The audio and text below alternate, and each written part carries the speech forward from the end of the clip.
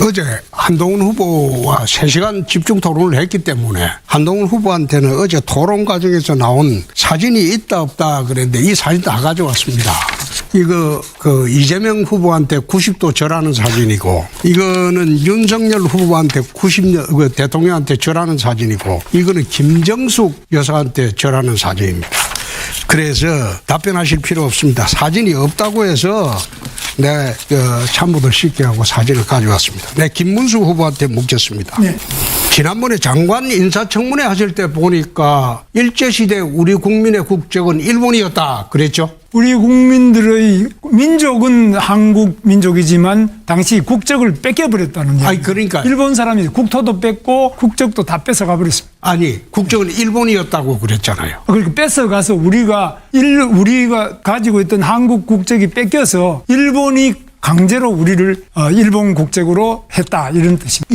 일제시대 우리 국적은 무국적입니다. 네. 우리 국민들의 국적은. 나라의 3대 요소가 뭡니까? 영토, 주권, 국민입니다. 일제시대 우리 국적이 어디 있어요? 만약 일제시대 우리 국적이 김문수 장관 하실 때 주장처럼 일본이었다면 을사늑약이란 말이 나올 수가 없어요. 강제로 뺏겼잖아요. 그 무효잖아요. 그 부분은 내가 설명드릴게요. 아니, 가만히 있어요. 예. 그리고 거기다가 만약 국적이 일본이었다. 그런 주장을 계속하게 되면 일제시대 독립운동은 전부 내란이야. 우리 독립투사들은 내란 행위를 한 거예요. 일본 국적을 가지고 일본을 반대했기 때문에. 그게 왜 내란이에요? 그래서 그거는 지금이라도 사과를 하시는 게 어떠냐. 두 번째 내가 물어보겠습니다. 네. 최근에 문화일보 여론조사에서 이제 20, 30대 지지율 조사를 했는데 20대에서는 제가 이게 42% 나오고 김문수 후보는 2% 나왔어요. 30대에서는 제가 31% 나오고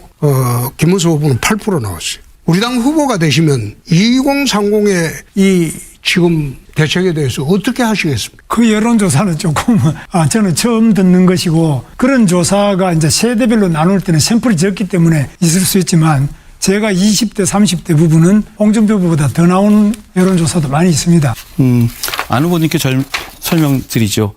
저에 대해서 이제 여러 가지 정치적 공격을 많이 지금 하시던데 분당에서 당선되셨잖아요. 제가 굉장히 열심히 안 후보님 도왔던 걸로 기억합니다. 제 지원이 도움이 되셨습니까? 별로 안 돼요. 2번 오셨습니다. 그리고 또 사실 저희가 분당이 갑을로 돼 있습니다. 도움이 안 되셨다는 말씀을 하시는 건가요? 도움은 어느 정도 됐죠. 예, 그러면 안 후보님께서 4월 이번 재보선 할 때 본인의 텃밭을 못 지키셨어요. 성남 지금 분당 광역의원 보궐선거 참패하셨죠. 그러면 지금 안 의원님께서는 성남 본인의 텃밭에서도 국민들께 인정받지 못하고 계시는 것 같은데 어떻게 전국구 선거에서 이재명을 이기겠다고 나오신 건지 여쭙고 싶습니다. 지금 그게 우리 당 전체의 지금 위기입니다. 국민의힘 얘기로 넘어가겠습니다. 국민의힘 연이틀 마스 토론 펼쳤습니다. 재밌었어요. 아니, 그러니까 이게 재미는 있어요. 네. 그러니까 마치 그거하고 똑같아요. 욕하면서 보는 막장 드라마 있잖아요. 그게 시청률은 잘 나와요. 말씀하셨으니까 가장 재밌었던 부분하고 주목할 만한 포인트 좀 말씀해 주시죠. 그거죠 뭐. 사실은 초등학생 토론회에서도 잘 안 쓰일 단어. 네. 뭐 왜 이렇게 깐족대. 네. 그 말이 계속 나왔는데 그 말을 사용한 홍준표 후보도 문제입니다만 한동훈 후보의 토론 태도나 말투를 보면 그 깐족이라는 표현이 자꾸 등장하는 게 또 무리는 아니다 이런 생각도 들고, 근데 하여튼 진짜 욕하면서 보는 막장 드라마였어요. 가장 잘한 후보, 아쉬운 후보를 꼽으란다면 어떤 후보 꼽으시겠습니까? 되게 힘든데요, 그거는. 엄청 힘든데요. 가장 잘한 후보를 뽑기가 힘드십니까? 그렇죠. 그럼 성취현 부의장한테 갈까요? 전 의외로 안철수 후보가 잘했다고 보거든요. 안철수 후보가 잘한 것 같다. 기대치가 낮았나? 그러니까 그렇기 때문에 안철수 후보가 꽤 생각보다 그 네거티브 없이 상대방이 아픈 것들 뭔가 좀 이끌어내야 되는 답변을 잘 이끌어내고, 김문수 후보랑 붙을 때 계속 뭔가 계엄과 관련된 김문수 후보의 그런 중도층이 이해하기 어려운 답변을 계속 이끌어내는 것도 좀 와 닿았었고 근데 마스 토론 때 지목을 잘못한 것 같아요. 오히려 한동훈 후보나 홍준표 후보를 지목해서 싸웠어야 되는데 또다시 그냥 김문수 후보를 A조 토론했던 상대를 다시 네네. 찍은 게 저는 패착이었다고 보는데 전체적인 내용적인 측면에서는 안철수 후보가 그냥 무난하게 다른 후보들 적당히 공격할 거 공격하면서도 본인의 역량을 잘 펼치지 않았나라는 생각이 들었고 가장 아쉬운 거는 홍준표죠. 홍준표 후보가 가장 정치 경력도 길고 네. 뭔가 좀 능수능란하게 할 줄 알았는데 한동훈 후보랑 그 3시간 동안 할 때 준비 안 됐다는 느낌이 너무 강했어요. 그러니까 본인의 공약에 대해서도 얘기하지 못하고 제대로 설명하지 못하고 아니 뭐 이모 교수가 추천해가지고 자꾸 이모 교수 얘기하면서 그 사람이 하라는 대로 하면 된다는 식으로 얘기했던 게 매우 준비 안 된 후보 같다는 느낌이 들었는데 한동훈 후보의 단점을 부각시키는 건 제대로 했죠. 어떤 단점? 그러니까 한동훈 아까 말씀하신 네. 것처럼 한동훈 후보가 지금 장점은 말 잘하는 거 누구나 알잖아요. 네. 말 잘하는 거 잘 드러났는데 단점이 약간 애티튜드 그리고 포용력이 없다. 그리고 그 친윤 후보들, 그러니까 한동훈 후보나 김문수 후보에 대해서 너무 몰아세운다 이런 느낌이 있었는데 약간 검사처럼 취재하듯이 했다. 마치 네. 피의자 몰듯이 이렇게 하는데 그거를 그대로 드러내도록 했잖아요. 그러니까 포용하려고 해도 포용할 수 없는 캐릭터를 홍준표 후보가 보여주면서 뭔가 한동훈 후보의 단점을 계속 부각시켰다. 그래서 저는 홍준표 후보가 이렇게 한 게 김문수 후보한테 득이 될 수도 있겠다. 왜냐하면 지금 탄핵 반대쪽에 있는 지지층은 아마도 한동훈 후보의 그 홍준표 후보랑 싸우는 모습들 보면서 한동훈 후보는 우리가 지지해 줄 수 없겠는데? 라는 느낌을 좀 갖지 않았을까. 그래서 한동훈 후보가 민심은 좀 얻었을지는 모르겠는데 당심으로부터 좀 멀어진 느낌이었다. 전 그렇게 봤습니다. 안철수 후보가 김문수 후보에게 이제 계엄 관련 질문하고 부정선거와 관련된 질문을 그쵸. 잘 했었죠. 꺼냈어요. 그거 짚어주신 것 같고 홍준표 후보는 이제 뭐 깐족거리며 토론하는 사람하고는 더 얘기하기 어렵다. 중간에 진짜 방송 그만하고 싶다 뭐 이런 말씀까지 하셨어요. 보신 분들도 계시겠지만 어쨌든 체력적으로도 좀 굉장히 힘들어하시는 모습이 좀 보이긴 했었습니다. 정광재 대변인은 어떻게 보시고 당내에서 들은 어떤 얘기가 나온지 좀 궁금하네요. 근데 제가 뭐 이거에 대해서 평가를 하기는 어려울 것 같아요. 아직까지 경선이 치열하게 진행되고 있고 지금도 사자 토론회가 토론이 진행되고 하고 있고 있죠. 제가 아직 뭐 당직에 있는 입장이기 때문에 두 분의 말씀으로 그러니까 청취자 여러분들도 가름해 주시면 좋을 것 같습니다. 그러면 이것 좀 묻겠습니다. 네. 홍준표 후보가 이제 한동훈 후보에게 던진 질문 중에 하나였는데 그 게시판 문제 있었지 않습니까? 예. 이게 당 윤리위가 한동훈 후보와 가족 관련 당원 게시판 의혹을 불문 종결한 사실이 뒤늦게 밝혀졌지 않습니까? 이게 네. 어떻게 된 건지 좀 말씀해 주십시오. 이 논란이 굉장히 네. 시끄러웠죠. 사실 지난해 11월에 당에 시끄러웠고 결국엔 이 문제로 인해서 홍준표 후보는 이것 때문에 김건희 여사 특검을 통과시키겠다라고 대통령실 협박한 적이 있냐 이런 질문까지 했을 정도로 네. 중요한 이슈였는데 결국에는 이 문제는 한동훈 후보도 얘기했지만 익명의 게시판에 당원의 자격으로 올린 글에 대해서 일일이 누가 썼는지에 대해서 확인해 줄 의무가 없다라고 얘기한 것이고 당에서도 어차피 한동훈 후보든 이 네네. 문제를 제기한 사람이든 이게 당내에서 해결할 문제인데 자꾸만 밖으로 뭐 형사적으로 이 형사적으로 문제될 건 전혀 없거든요. 네네. 그런 사안이 아님에도 불구하고 문제를 일으키는 것이 당 전체로 봤을 땐 뭐 좋은 방법이 아니다라고 판단해서 불문 종결한 것으로 파악하고 있습니다. 가족이 한 거냐, 가족이 범인이냐, 뭐 이렇게 직접적으로 물어봤고요. 한동훈 대표가 마음대로 생각해라. 민주주의자이기 때문에 그런 것이다. 이러면서 확답을 좀 피했습니다. 국민의힘 마스 토론 얘기 조금만 더 해보죠. 앞서 이제 한동훈 대표 당원 게시판 논란과 관련된 얘기를 저희가 조금 했고요. 김문수 후보는 이제 한동훈 후보에게 계속해서 약간의 배신자 프레임 이것과 관련된 질문을 던졌고 또 계속 눈에 넣어도 아프지 않은 후배를 법무부 장관도 시켜주고 뭐 당 대표도 시켜줬는데 이제 왜 그렇게 배신을 했느냐 이런 말씀을 많이 하시던데 어떻게 들으셨는지 좀 궁금합니다. 성친 부의장 말씀 좀 해주실까요? 이게 좀 전에 얘기했던 당원 게시판 논란도 결국 배신자 프레임의 일환이라고 보고요. 그러니까 어떻게 그렇게 해준 사람에 대한 글을 가족들까지 이렇게 게시판에 익명 게시판에 하지만 밝혀지지 않았습니다만 의혹이 있는 그런 글을 올릴 수 있냐라는 건데 지금 김문수 후보도 그렇고 홍준표 후보도 그렇고 사실 한동훈 후보의 최대 약점은 그쪽인 것 같아요. 근데 이게 어떻게 보느냐에 따라 한동훈 후보는 이거잖아요. 내가 20년 동안 그렇게 연을 맺고 있던 사람임에도 불구하고 잘못한 거에 대해서 지적할 수 있는 강단이 있는 사람이다 라고 말하는 걸 다른 관점에서 보면은 그냥 배신자인 거거든요. 그거에 대해서 이거를 극복하려면은 아까 우리가 처음에 이 토론 초반에 이 애티튜드 얘기했던 거 좀 포용하는 모습 이런 것들만 좀 보여줬으면 이거 많이 상쇄됐을 거라고 보는데 계속해서 뭔가 한동훈 후보는 나는 틀리지 않아. 나는 제일 똑똑해. 그렇기 때문에 배신자 프레임 역시 야 그쪽이 잘못했으니까 잘못한 거 지적하고 뭐 탄핵하고 비상계엄 잘못된 거였으니까 그 내란을 자백한 거니까 네. 지적하고 그 잘못을 바로잡은 건데 뭐가 잘못이야? 라고 이런 태도 자체가 보수 진영에서 봤을 때는 계속 아쉽고 서운하고 이럴 수밖에 없는 거죠. 그러니까 그런 거는 결국 저는 논리 싸움 할 게 아니라 애티튜드로 극복을 해야 되는 건데 한동훈 후보가 갖고 있는 약간 그 치명적인 단점 본인이 너무 잘났어요. 그런 것 때문에 이거를 계속 극복하지 못하니까 계속 김문수 후보나 홍준표 후보가 계속 물고 늘어지는 것 같고 이거는 뭐 오늘 토론에서도 지금 우리가 못 보고 있습니다만 네네. 오늘 토론에서도 계속해서 이거 늘고 늘어질 거라고 봅니다. 사실은 김문수 후보가 뭐 한동훈 후보에게 약간 뭐 이 정도로 인연을 배신하면 이건 사람도 아니다라는 표현까지 좀 썼던 거 아니겠습니까? 그러면서 부정선거론에 대해서도 본인은 이제 부정선거라고는 명확히 얘기하지 않았습니다는 의심은 하고 있다. 이거는 조사를 해봐야 되는 거 아니냐라는 얘기도 또 반복해서 하던데요. 정광재 대변인 말씀 좀 해주십시오. 일단 배신자론이라는 게 네. 유독 보수 정치, 보수 정당에서 회자가 되는 것 같아요. 물론 우리 당이 배출한 대통령 두 분이 탄핵이 됐기 때문에 그 과정에서 더 부각되는 것이 있겠지만 우리 사회 전체가 일단 좀 유교적 문화가 너무 많이 남아 있잖아요. 그리고 어렸을 때 삼국지 읽으면서 어떤 의리 뭐 이런 것들을 너무 강조하다 보니까 우리 정치의 가장 큰 문제 중에 하나가 그동안 공과 사가 조금 티미하다. 네네. 이런 부분들이었잖아요.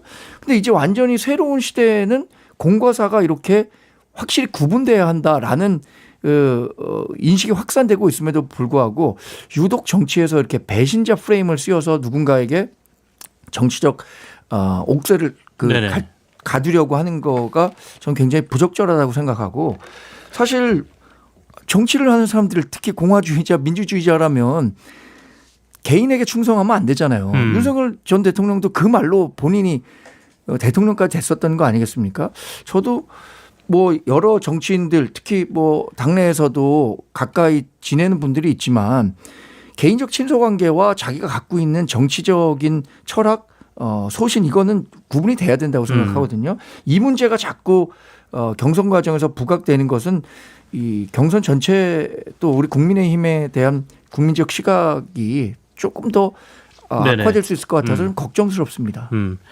몇몇 이제 흥미로웠던 포인트들을 제가 좀 말씀드려보면 김문수 후보가 이재명 민주당 후보와 관련돼서 이렇게 사법 리스크가 많은 사람을 한동훈 대표가 법무부 장관일 때 제대로 처리 못해서 이렇게 된 거 아니냐라고 주장을 하니까 도리어 이 사법 리스크와 관련돼서 김문수 후보가 숫자가 더 많지 않느냐, 확정된 전과 숫자가 오히려 김문수 후보가 더 많지 않느냐, 뭐 이렇게 얘기했던 것도 좀 재밌었던 포인트인 것 같고요.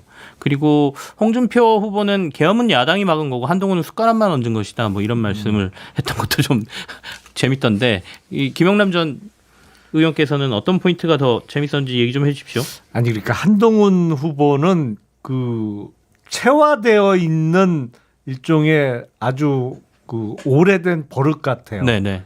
그러니까 토론회를 하다 보면 이번에도 방금 이제 김문수 후보를 상대로 당신이 이재명 후보보다 전과 더 많잖아 뭐 이렇게 했잖아요.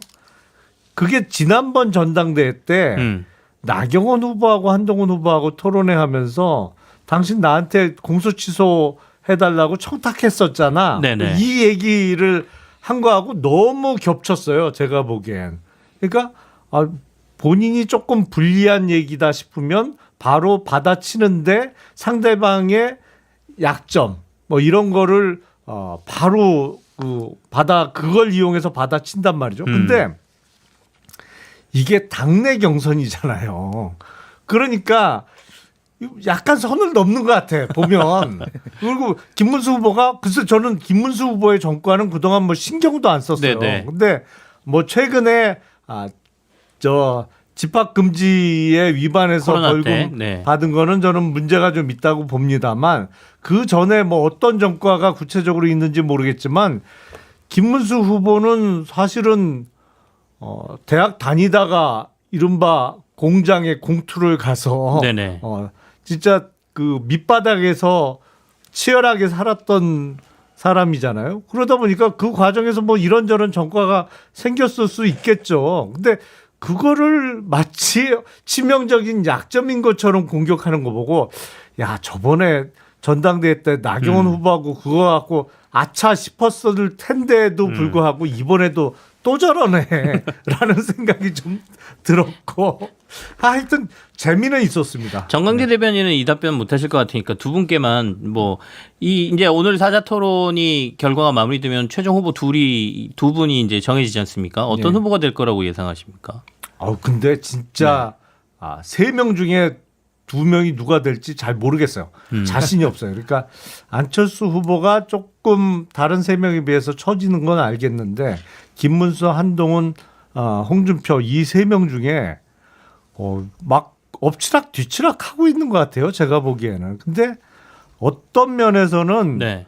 이른바 욕하면서 보는 막장 드라마에서 그래도 반발짝 정도 살짝 뒤로 빠져 있는 김문수 후보가 결승에는 올라가지 않을까라는 생각이 들고 그리고 아무래도 무당층이 이제 있기 때문에 네. 그러니까 당원 투표 50% 그리고 일반 여론조사 50%인데 지지층과 무당층을 포함하잖아요. 그래서 무당층에서 상대적으로 높은 득표를 얻을 수 있는 한동훈 후보가 조금 유리하지 않을까 이렇게 한동훈 생각합니다. 후보하고 김문수 후보 쪽에 예. 약간 표를 주시는 것 같고 성친부 의장께도 말씀. 저는 한동훈, 홍준표로 많이 얘기를 하고 다녔는데 네네.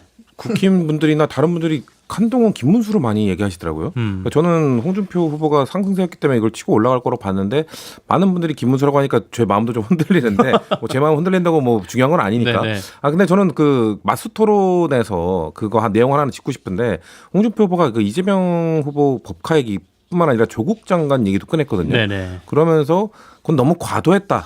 그렇게까지 가족까지 탈탈 털고 그리고 뭐 법카 그 광역단체단체장이 그 법카 갖고 그런 것까지 털어야 되느냐 이렇게 얘기를 했는데 네.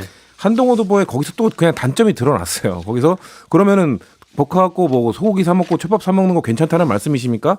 요즘 그렇게 대답하면은 그냥 바로 너 T야 이러거든요. 그러니까 거기서 그냥 MBTI 얘기 안 그래도 다 MBTI 깠잖아요. ENTJ로 말씀하셨으니까 제가 T라서 그런 거에 대해서 참 공감하기 어렵습니다라고 하고 그냥 센스 있게 넘어가는 좀 유들유들한 모습을 보여줬어야 되는데 뭔가 그냥 토론회 내내 그냥 이게 잘못이다. 잘잘못 따지는 모습을 보여줬기 때문에 저는 그래서 사실 그 토론 초반만 하더라도 한동훈 후보가 이거 치고 올라가서 1등까지도 가겠는데라고 느낌이 들었는데 이런 애티튜드 때문에 결국은 탄핵 반대쪽에서 1등이 나올 수도 있겠다는 생각이 들었던 그런 포인트가 조국 장관하고 그 법카 문제였습니다. 국민의힘 대선 후보를 선출하는 2차 경선 투표가 시작된 27일 후보들이 한덕수 대통령 권한대행 국무총리와의 후보 단일화를 일제히 첫 번째 메시지로 내놨습니다. 당원과 지지층의 표심이 크게 반영되는 경선 규칙을 의식한 것입니다. 국민의힘은 이날부터 이틀 동안 당원 선거인단 투표와 지지층 무당층 여론조사를 한 뒤 이를 절반씩 반영해 29일 3차 경선에 진출할 후보 2명을 발표합니다. 이후 같은 방식의 경선을 거쳐 3달 3일 대선 후보를 확정합니다.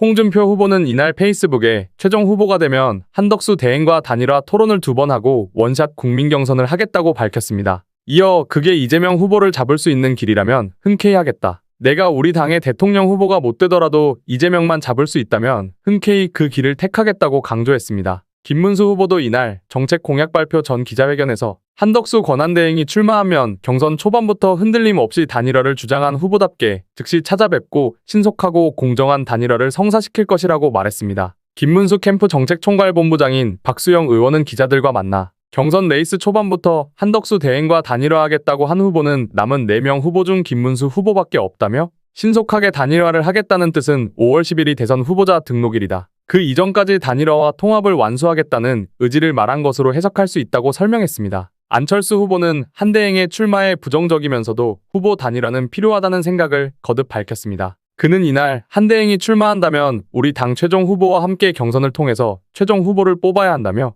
이재명 대 한덕수, 이재명 대 우리 당 후보 이렇게 1대1로 대결하는 게 제일 좋은 방법이라 생각한다고 말했습니다. 한동훈 후보는 지난 24일 한대행은 저와 생각이 완전히 같다. 저에겐 기득권을 지키는 것보다 국민의 승리가 우선이라며 후보 단일화 찬성 쪽으로 돌아섰습니다. 전날 진행된 2차 경선 4인 토론회에선 한덕수 차출론을 국민의힘을 지지하는 많은 분이 이기고 싶어서 여러 아이디어를 내는 것 같은데 아이디어를 내는 것 자체가 우리 역동성 중 하나라고 긍정적으로 평가했습니다.